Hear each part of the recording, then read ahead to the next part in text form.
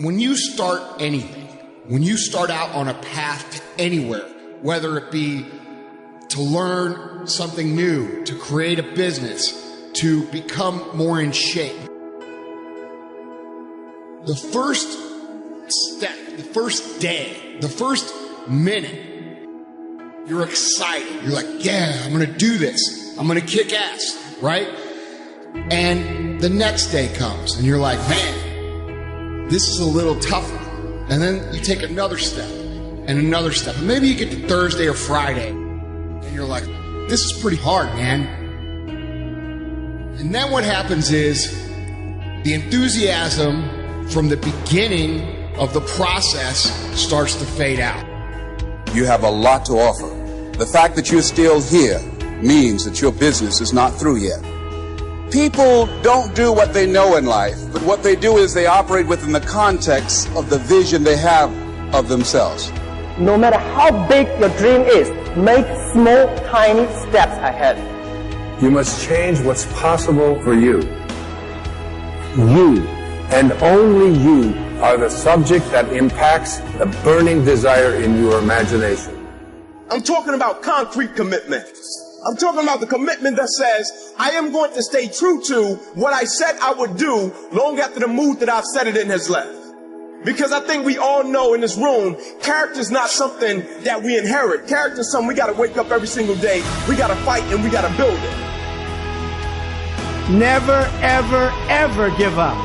You can't let them get you down. You can't let the critics and the naysayers get in the way of your dreams. So you've got to ask yourself, what's your why? What motivates you? What pushes you? What drives you? And if that thing is eternal, if nobody has to call you, if nobody has to prize you, if nobody has to reward you, if you are self-motivated and self-regulated, you can have it, you can be it, you can do it. It's necessary you take responsibility for it, that you make it happen, that you don't give up, that you don't take any objection or disappointment or defeats personally, that you keep on keeping on, that you don't decide that I can't make it because you can't see the light at the end of the tunnel. You cannot give up because it ain't what you see. You cannot give up. When you get to the point where enough is enough, when you get to the point where it hurt real bad, when you get to the point you can't take it no more, when you get to that point, doors start opening, opportunities start happening. But what you cannot do is you cannot quit doing the process. The earlier you get in the game and get on track, the better life you're gonna have. It's you. You got to make that happen.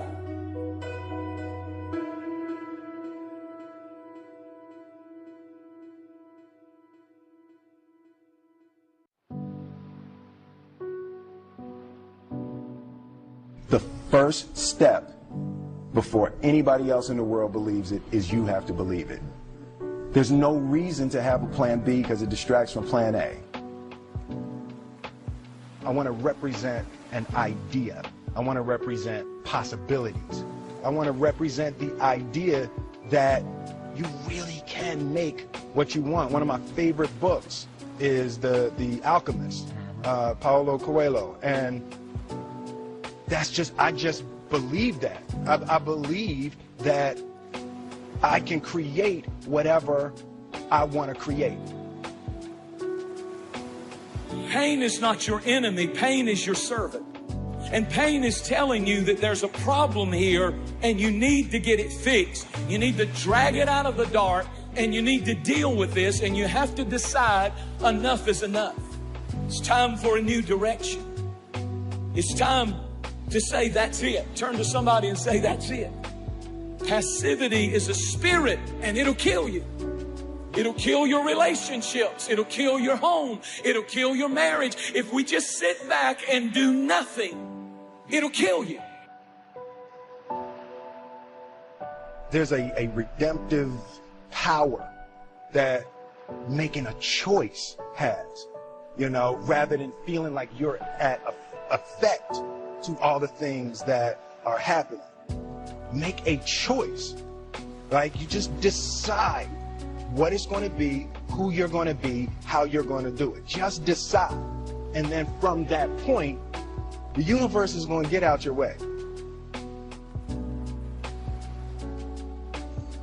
Most people dabble in a million things, they master nothing, and they wonder why they're unfulfilled. In people's lives, there's only maybe half dozen, 7, 8 categories that really matter. Most people, they major in minor things. They focus on stuff that doesn't matter. They know more about this celebrity going in and out of rehab than they do about their own personal development. So if I had no other message to offer your viewers, and you let me give it to them right now, I'll tell you what I believe. I believe our lives are controlled by one force.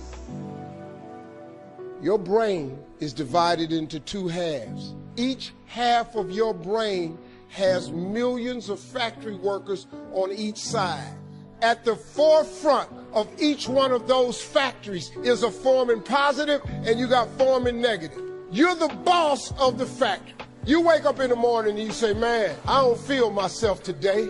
Forming negative hears that. He said, hey, the boss just woke up and said he's having a bad day today. Let's get to work.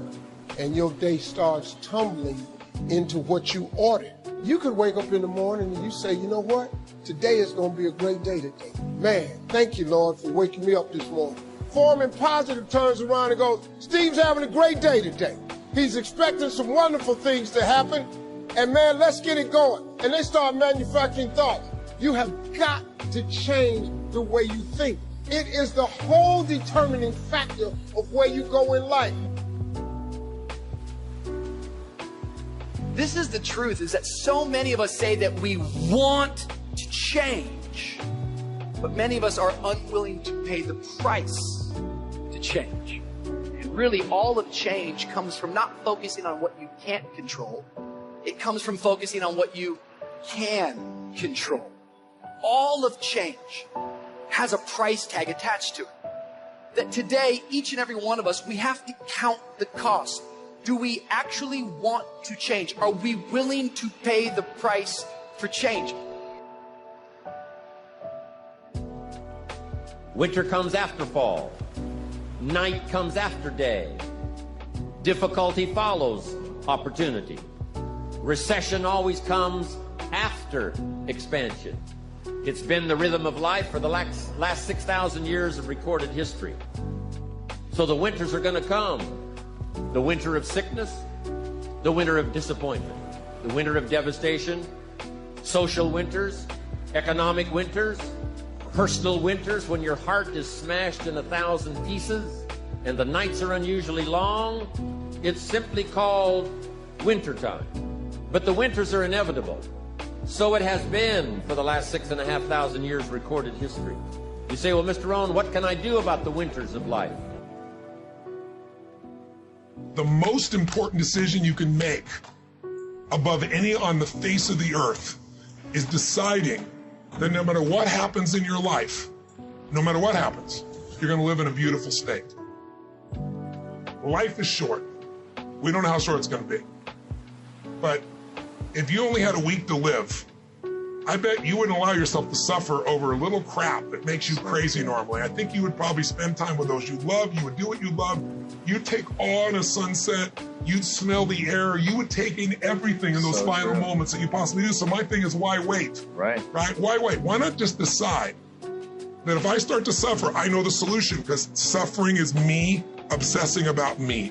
You might say, it's not me, I'm worried about my kids because they're not doing well. No, you're worried that you haven't done enough for your kids. It's about you still, right? Yes. You know, you're worried about what was done or what you should have done or what shouldn't have done. And you can end that in an instant by becoming aware of it and saying, I have made the most important decision of all. Right. I'm going to live in a beautiful state. You know, there are many influences on us. One is the influence of the past. Some people are always pulled back by the past. Some people are always pulled aside by the distractions. But here's what's powerful. If you have a list of high purpose in your life, it pulls you toward the future. And the more powerful the purpose is, the stronger it pulls. And here's the other great advantage if you have purpose for the future. It pulls you through all kinds of challenges and all kinds of difficulties. If you don't have these strong purposes for the future, it's easy to get swallowed by a bad day. It's easy to be almost annihilated by a poor month. And it's easy sometimes to almost disappear beneath the waves of a year that goes backwards if you don't have something to pull you beyond that year. So if you want something to pull you through all kinds of challenges, all kinds of difficulties, and things that come at you, you got to have something on out there, beyond today, beyond next week, beyond next month, beyond this year, that pulls you into the future. And the clearer it is, the stronger it pulls. The more dynamic it is, the more it affects your life, your spirit, your heart, your soul. It also creates imagination. It gets your mind working on how to achieve that purpose.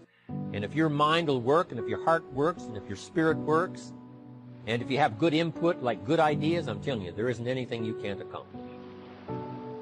Until you're willing to bleed to make your dream become a reality,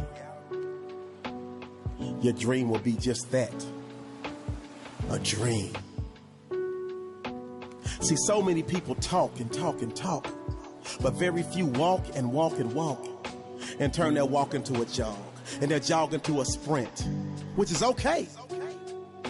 But the problem is, they resent those of us who made the choice to put ourselves in position to hoist the banners. They resent those of us who made the choice to keep pushing, even when our skin got a little moist, because we understood that that moisture, aka sweat, would eventually build, and all of that sweat equity would allow us to never sweat or worry about struggle. That sweat equity would allow us to never sweat, worry, or stress, because winners like us chose to bury all of our fears. Winners like us chose to bury all of our doubts, all of our indiscretions, and we took all of our life lessons and refurbished, repackaged, recreated, and reused all of the pain, all of the hurt, all of the failure, all of the setbacks, and turned them into get-backs. And that's why we continuously get back up and will always get back up. When life pops up and pops us in the mouth, we may drop and we may go down, but it's never for the count. You can bet your bottom dollar that you can count on winners like us to always come through in the clutch. The separation of talent and skill is one of the greatest misunderstood concepts for people who are trying to excel, who have dreams, that want to do things. Talent you have naturally. Skill is only developed by hours and hours and hours of beating on your craft.